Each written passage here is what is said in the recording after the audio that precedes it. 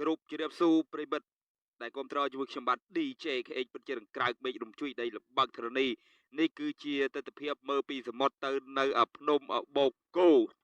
ទឹកដីខេត្តកំពតណាខ្ញុំនាំអារម្មណ៍ពុកម៉ែបងប្អូនលោកយាយលោកតាកូនង៉ែតកូនងាទៅមើលនៅទស្សនវិជ្ជានៅភ្នំបូកគោដូចជាទឹកសមុទ្រនៅពេលព្រឹកព្រលឹមតែម្ដងហើយគឺជាទស្សនវិជ្ជាមួយសម្រាប់បងប្អូនខ្លះគឺគាត់ធ្លាប់បានមកលេងក៏គាត់ឃើញទេសចរខ្លះក៏មិនដែលធ្លាប់ឃើញមកលេងជាពិសេសដែលអ្នកនៅតែផ្ទះមើលកូនណាគឺអ្នកទៅផ្ទះមើលកូនអញ្ចឹងទៅមិនដែលបានមកលេងអញ្ចឹងទៅពេលខ្លះអញ្ចឹងទៅគឺខឹងប្តីខឹងអីថាហើយនេះគឺបោះតង់ហ្នឹងហើយខ្ញុំបាទ DJ KH និងបងហនមេធីមហើយនិងចាឆៃគឺដេកបោះតង់ហ្នឹងដោយសារតែយើងមកបោះតង់នៅទីនេះដេកនៅទីនេះតង់នេះគេយកមកយប់$10ដែរណាបើជួលផ្ទះគេគឺ5-10ប៉ុន្តែផ្ទះគេអស់ហើយលេងហើយគេមានភ្ញៀវមានអីអស់ហើយអញ្ចឹងហើយនេះគឺជាទស្សនវិជ្ជាមួយការធ្វើកន្លែងកំសាន្តលេងកន្លែងស្ពៃព្រៃសហគមន៍គឺជាព្រៃកោងកាងបាទគឺជាព្រៃកោងកាងសម្រាប់ពុកម៉ែបងប្អូនដែលធ្លាប់មកលេងទីនេះគឺដឹងហើយមកលេងទីនេះគឺដឹងហើយនេះគឺជាព្រៃកោងកាងមួយហើយដើរកំសាន្តលេងនិងយកវីដេអូនិងរូបភាពចែកជូនពុកម៉ែបងប្អូនដែលធ្លាប់តែមកកំសាន្តលេងនិងមិនធ្លាប់មកកំសាន្តលេងអញ្ចឹងហើយគឺនេះគឺជាទស្សនវិជ្ជាអ្នកដែលមកលេងនៅទីនេះគឺគាត់ដេញមានអារម្មណ៍ថាស្រស់ស្រាយនិងសប្បាយមែនទែនបាទគឺសប្បាយមែនទែនគឺអារម្មណ៍ស្រស់ស្រាយមួយយ៉ាងទៅគឺថាធ្វើម៉េចដើម្បីថាចង់មកទស្សនៈកិច្ចនឹងកំសាន្តលេងហើយមានកញ្ចុះជាច្រើនផងដែរមានកញ្ចុះមានកន្លែងអង្គុយលេង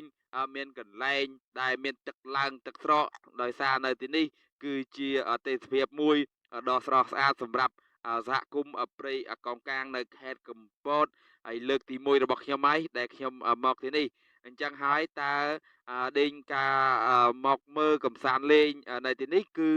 ល្អប៉ុណ្ណាពុកម៉ែបងប្អូនខ្លះគឺគាត់ធ្លាប់តែមកខ្លះគឺគាត់មិនដែលមកអញ្ចឹង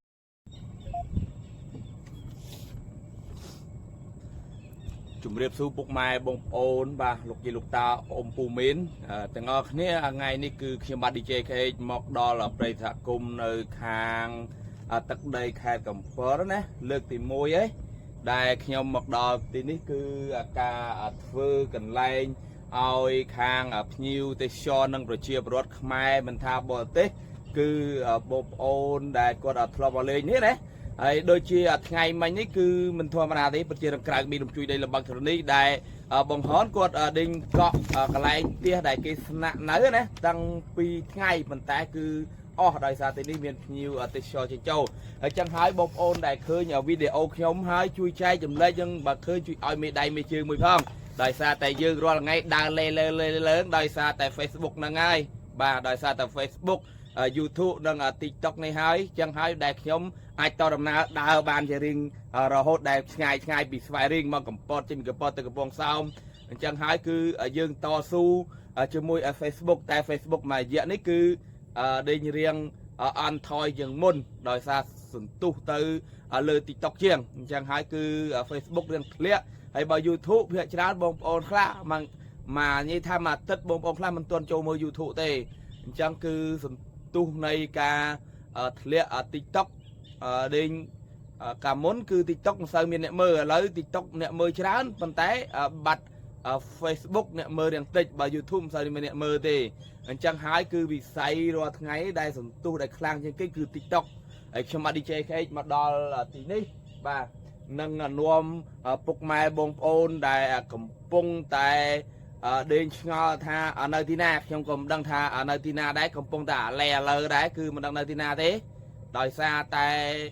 ដេញបកខ្ញុំហងគាត់នាំមកលេងទីនេះគឺសិតតែជាភ្នំហើយនឹងព្រៃទេហើយយើងមកយប់មិញបោះតង់ទេបាទមកយប់មិញបោះតង់ហើយចង់ទៅដឹងច្បាស់ទៅតាមដានជាមួយខ្ញុំ DJ KH គឺអំពីទស្សនវិជ្ជានៅតំបន់ទេសចរមួយដែលកន្លែងគេហៅសហគមន៍នៅខេត្តកំពតនេះតាមដងប្រិមិត្តយើងអញ្ចឹងហើយគឺការធ្វើកន្លែងកញ្ចុះកន្លែងស្ពានកន្លែងដើរឆ្លងនៅតាកន្លែងគេហៅនេះគឺសមុទ្រណាបាទគឺសមុទ្រហើយអញ្ចឹងហើយទស្សនវិជ្ជាទីនេះ គឺការពីមុនណា Facebook មួយអឹមនឹងអាចរកលុយ$100ជាងទៅ$200ហើយឡើយមួយអឹមគឺបានតិចណាស់បើវិស័យ YouTube គឺបានច្រើនបាទហើយនឹង TikTok ក៏បានរៀងតិចដែរបើ YouTube បានច្រើនតែសម័យនេះ YouTube អ្នកមើលគឺរៀងខ្សោយហើយចង់តដាដេញចង់ដឹងថាកន្លែងនេះមានអ្វីមានអីទៅតាមដានជាមួយខ្ញុំ DJ KH និងក្រុមការងារទាំងអស់គ្នា